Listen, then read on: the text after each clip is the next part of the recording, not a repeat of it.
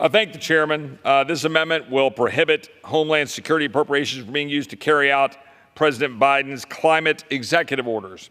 Now, people might wonder why this is important. President Biden and Secretary Mayorkas have been doing a massive amount of damage to this country with wide open borders. Not only have they endangered the American people, they've literally lied, been caught lying about their own Border Patrol agents that they accused of whipping when they knew Haitian migrants when they knew full well it wasn't true.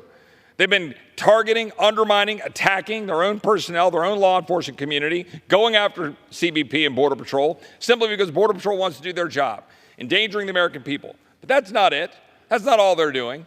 The president's executive orders are undermining our national security and making us beholden to China in other ways, making us beholden to the rest of the world by undermining our ability to produce reliable energy, all in pursuit of radical progressive Democrats' vision of unicorn energy policy, which is unreliable and will not produce the energy needed to be able to carry out and be competitive in the world. EVs are piling up on lots as we speak. Dealers can't unload them.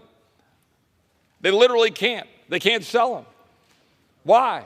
Because I don't know, if I want to get in my car in Austin, Texas and drive to Midland, I have to stop 3 times on the way and can't even find charging stations. Put aside the fact that the cars are more expensive, more unreliable, more difficult to repair. That's the reality. Meanwhile, unreliable energy is dotting our grids across the entire country, including Texas. Why? Because instead of pursuing logical policies like nuclear, if you care about CO2 production, or clean burning natural gas, which has been driving down CO2 production around the world, we instead are choosing to litter the landscape with windmills and solar panels, which, by the way, are made out of what? Materials from China, which, by the way, come from what?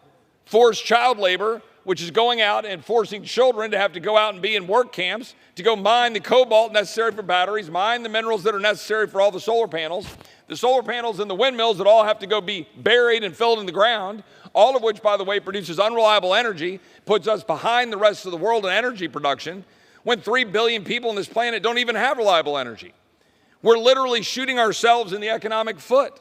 That's what we're doing. And we're doing it all because, I don't know, the feels.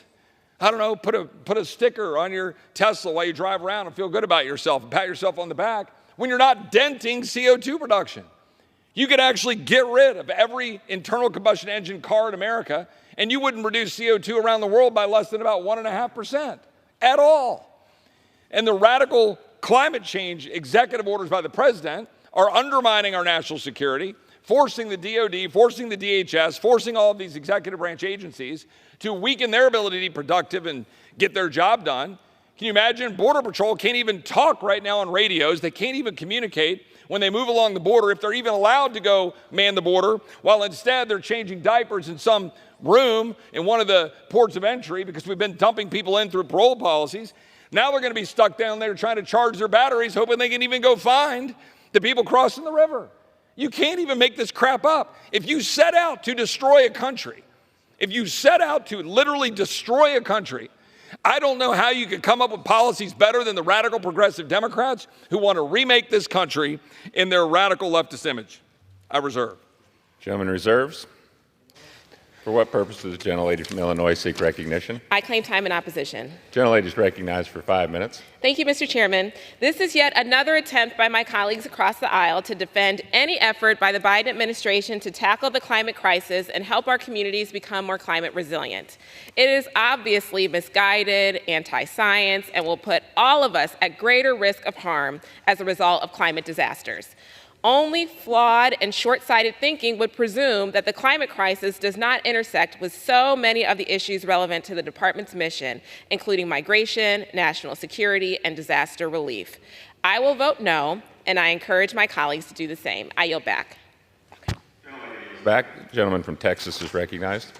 Yeah, I would just note it's critically important that we adopt these amendments to restrict the executive branch from carrying out the executive orders. They're undermining our efficiency and effectiveness, and I would urge adoption of this amendment. I yield back. Gentleman yields back.